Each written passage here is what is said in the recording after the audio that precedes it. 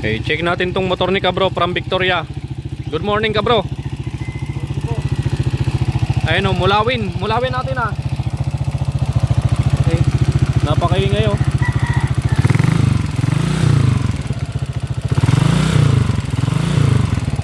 Gaspang tapos malagitik.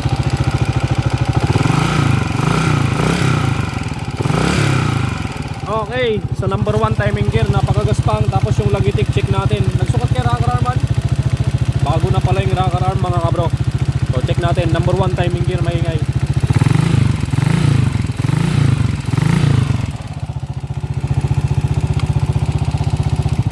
Okay, palamisan ta bro niya. A few moments later. Okay, nabaklas na natin mga kabro yung makina ni Kabro. So, ang issue kanina nito, maingay, timing gear. Tapos, nabaklas natin, nakita natin yung cam follower niya. May gas-gas na rin. Ayan yung cam follower mga kabro. Bago pa lang daw yan bro. Hindi, luma na tong cam follower niya. Oo, ang bago dyan, yung kanyang push rod.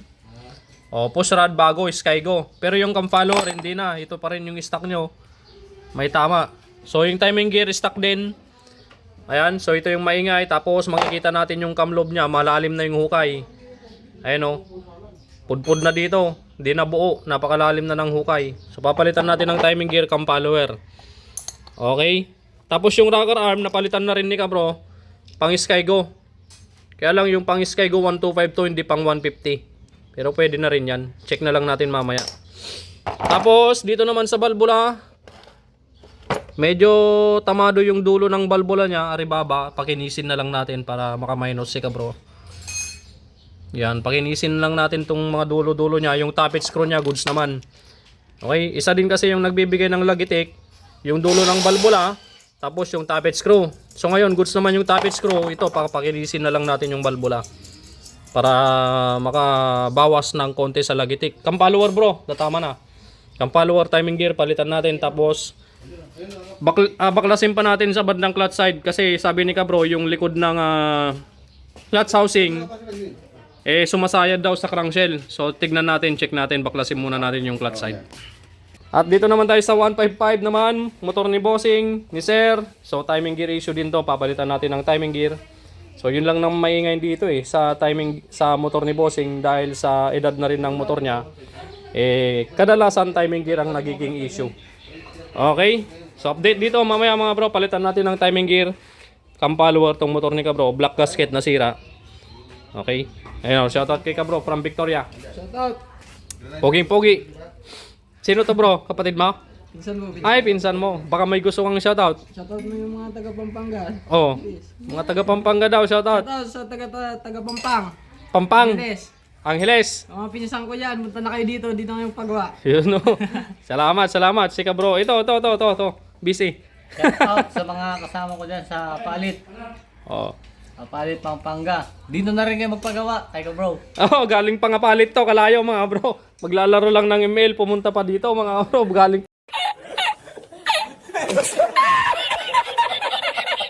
Nabaklas na natin yung bandang clutch side.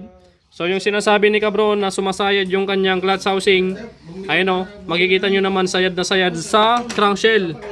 Ayun o, sumasayad sa crankshell. So ang naging problema nito, na-check namin nitong kanyang main shaft. Sobrang lakas ng kanyang atras sa bante. Okay, kapag ganyan kalakas yung kanyang atras sa bante, abnormal yan mga kabro, hindi normal. Okay, pati itong ang idle gear niya, malakas din ang atras sa bante. So, ang magiging problema niyan, dalawang klase lang. Marahil kulang ng transmission washer, o kaya naman, sira yung 6202 na bearing dun sa kabila. Okay, yun lang ang magiging problema niyan. Kaya ang gagawin natin dito, diretso biyak na tong makina niya para makita natin kung anong problema.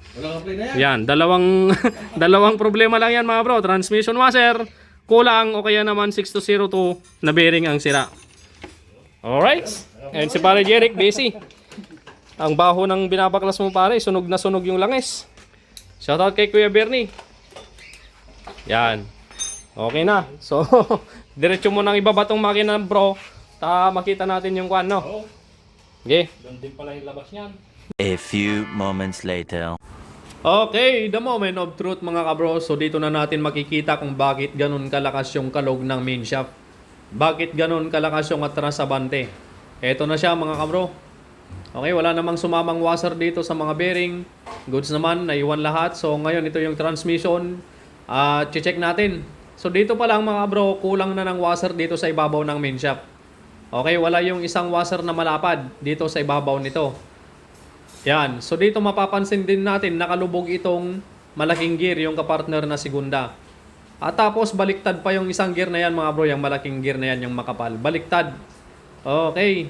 Yan o. Dapat kasi itong dalawang gear na to sa ibabaw, magkapantay yan. Hindi pwedeng mas mababa yung isa. Okay? So tignan natin, baka marahil kulang nga sa washer itong transmission nito. Tanggalin natin yung sigunyal. Ayan. Itong video na to ay si Brother Lito ang nagbibideo dito mga bro. Maraming salamat Brother Lito Velasco dahil umalis tayo nung oras na to. Wala tayo, bumili tayo ng pyesa. Okay? Si Pare Jeric naman yung nagbabaklas. Ayan. Shoutout Pare Jeric Austria.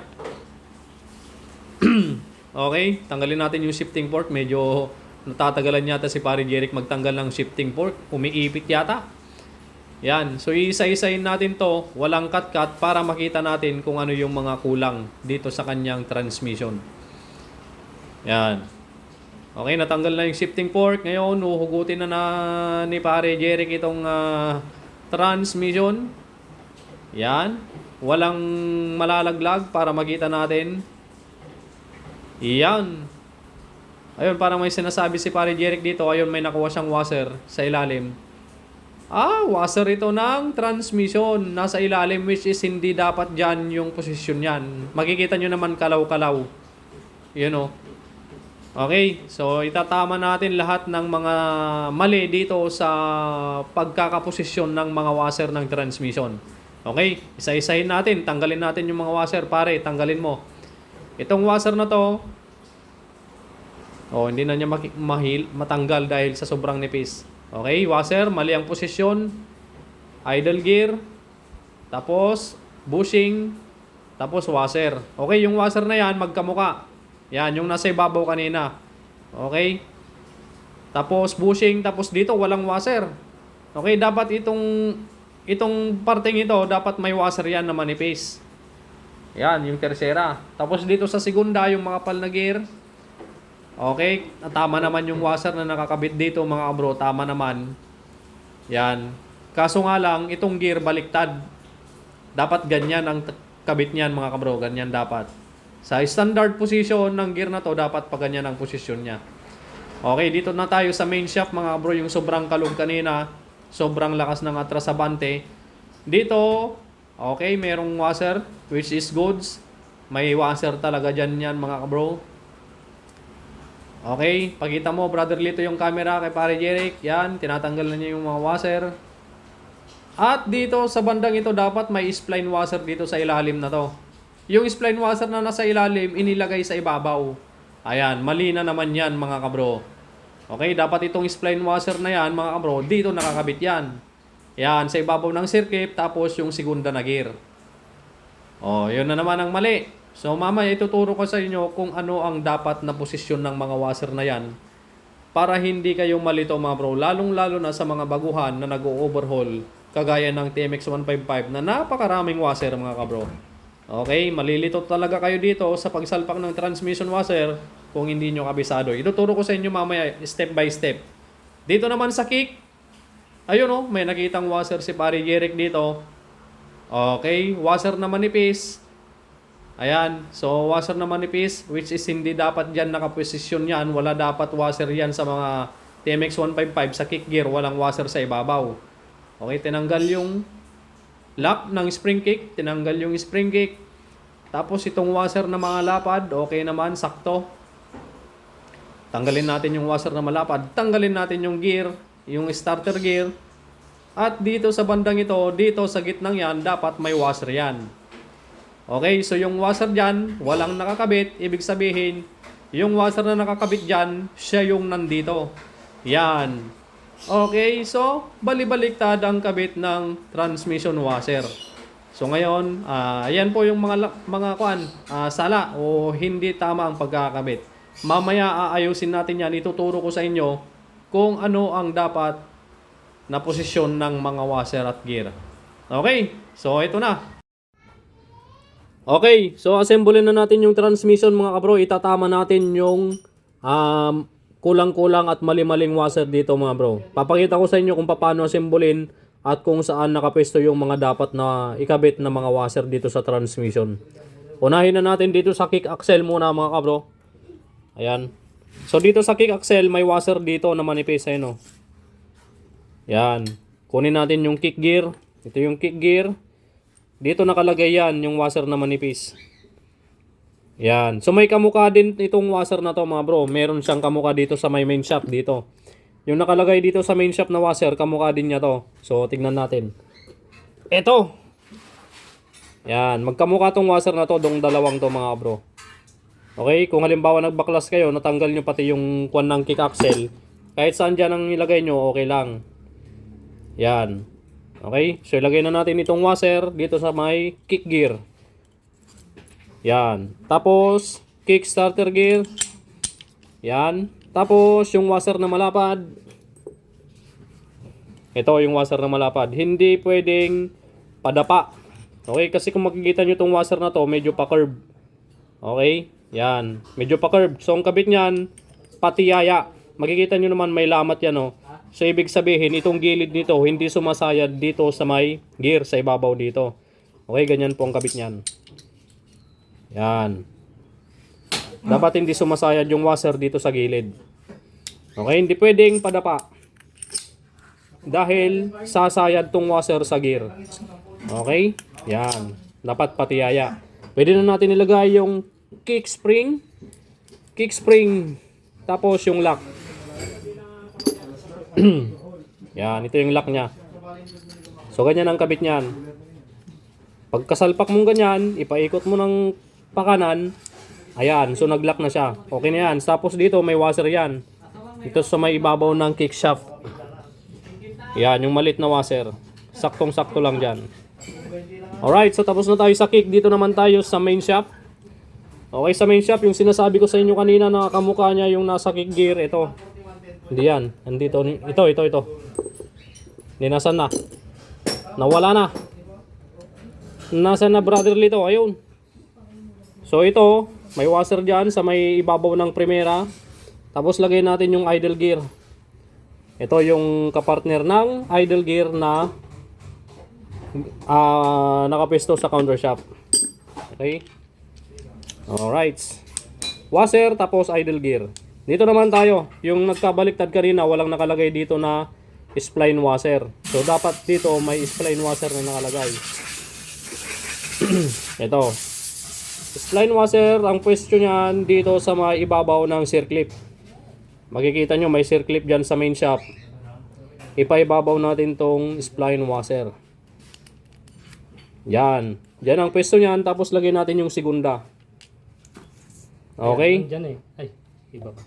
Alright, so dyan, ganyan ang posisyon niyan, ganyan ang tamang kabit. Tapos dito sa ibabaw nito, makapal na washer ang ilalagay natin. Yan, ito, makapal na washer. Dalawang makapal na washer yan mga bro, yan o. Okay, yung isa mas maliit nga lang. So itong mas maliit na makapal na washer dito sa ibabaw ng segunda. Okay, dito naman sa ibabaw nitong makapal na washer, may washer pa yan na medyo malapad. Ito. Itong isang makapal na washer sa counter shaft natin kakabit yan mamaya. Yan, ito yung dalawang kulang na washer kanina mga bro nung binaklas nila brother Lito. Dalawang washer ang kulang. Okay, so itong mas maliit na malapad dito natin ilalagay sa ibabaw ng segunda sa makapal na washer. Yan. So nakita nyo? Okay na yan, kompleto na. Dito naman tayo sa counter shaft axle. Lagay natin yung tersera. Wala ka nang lalagay na washer dito, tersera kagad, yan o. Okay, tapos dito, kukunin natin yung dalawang magkamukhang washer. Ayan, dalawang magkamukhang washer mga kabro, kahit saan dyan, ilalagay natin dito, isa lang. Tapos, dalawang collar or dalawang bushing. Titignan natin dito yung mas manipis. Ayan o, ito mas manipis to. Ito ang ilalagay natin dito, sa ibabaw ng washer. Tapos lagyan natin yung primera. Yan. Tapos yung isang washer na kamukha nung nilagay natin sa ilalim, lagay natin sa ibabaw. Tapos yung isang collar or bushing, lagyan natin sa ibabaw ng washer. Tapos yung idle gear na sinasabi ko, kapartner nung kickstarter gear. Yan. Dapat ito, pag sinalpak nyo to, pag pinaikot nyo tong idle gear na to, wala kayong maririnig na parang sumasayad.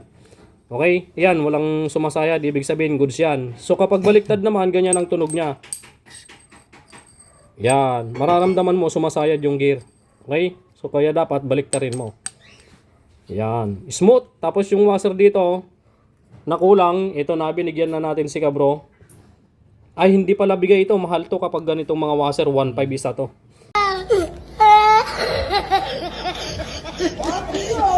Okay. Ayan, so dyan ang posisyon yan. Kompleto na. Dito naman yung segunda, malaking washer na makapal. Ay, gear. Ayan, ganyan ang posisyon yan. Ganyan talagang proper na kabit yan. Hindi pwedeng baliktad na ganyan. Kanina, ganyan. Okay. Yung pantay na yan, dapat nasa ilalim. Ganyan yung standard na kabit niyan mga kabro. Tapos yung isang makapal na washer, yung sinabi ko sa inyo kanina, nakakamukha nung nandun sa main shop. Dito yan sa ibabaw ng segunda. Tapos isa pang washer ulit. Yan. Kamukha din nito, yung kick gear, yung washer sa kick gear, tsaka dun sa main shop sa may idle gear. Pero ito, mas makapal ng konti. Okay, so itong mas makapal ng konti, dito na naman natin ilalagay sa may ibabaw ng sigunya sa makapal na washer. Okay, yan. So, goods na, kompleto na. Ganyan lang po ang pagkabit ng or pag-assemble ng transmission ng TMX 155. Okay, pwede na natin assemblein to. Kabit na natin. Ganun lang, kasimple. Sana nasundan nyo mga kabro. A few inches later. Yan, so makalipas ang ilang oras mga kabro, tapos na yung overhaul natin na mali-mali at bali-baliktad ang pagkakabit ng transmission washer. Okay, pandarin mo na brother Lito. At nakita nyo naman yung itinuro ko sa iyo kung paano assemblein yung transmission at mga washer kung saan nakaposisyon. Ayan, pandarin mo na brother Lito Velasco. At narinig nyo naman yung andar niyan kanina, napakaingay. Ngayon, napaka-smooth na. Wow! Oh, pambira. Quality. Okay na, rev mo nga brother, rev mo. Ayos. Oh brother, pwede na. Ayun si Kabro, shoutout from Victoria, Tarlac. Kabro, baka may gusto kong i-shoutout Kabro. Baka may naalala ka ng i-shoutout. Oh game, shoutout mo na. Boss, pa-shoutout sa taga Pampang. Pampang. Angeles City.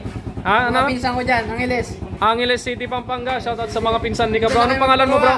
Anong pangalan mo? Jeremy Barlaan. Jeremy Barlaan. Jeremy Barlaan. Ayun, shoutout kay Kabro, Jeremy Barlaan. At kay Sir, shoutout kay Sir. Patapos na rin tong motor niya. Sir, baka may gusto kang shoutout. Wala. Si Mrs. mo, Sir. Nag-aalaga. Alright, so patapos na rin yan. Papakinggan din natin yung andar niya mamaya. Okay.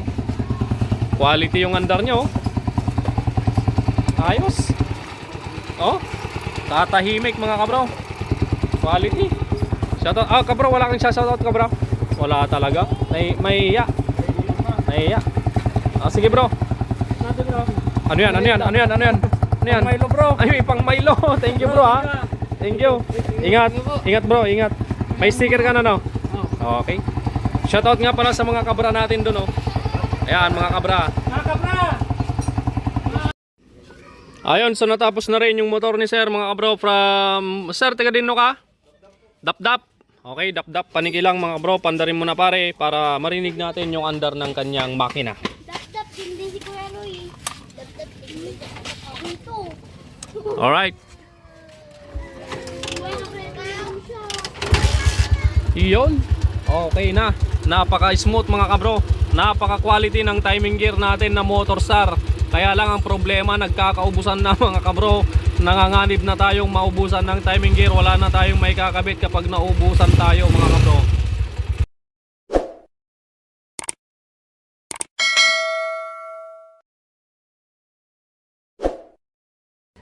Balinan sir. Okay. Ayan o. From dap-dap paniki si bossing. Thank you sir sa pangkape ah. Yeah. At itong motor ni Boss Jason, nilalagyan natin ng mga ilaw-ilaw. Christmas light. Christmas light dahil malapit nang magpasko. Okay. Kolong-kolong sidecar na may Christmas light sa ilalim. Sir, salamat. Yan. Live life to the fullest. Big bike. Okay, see you again next video mga bro. God bless you all.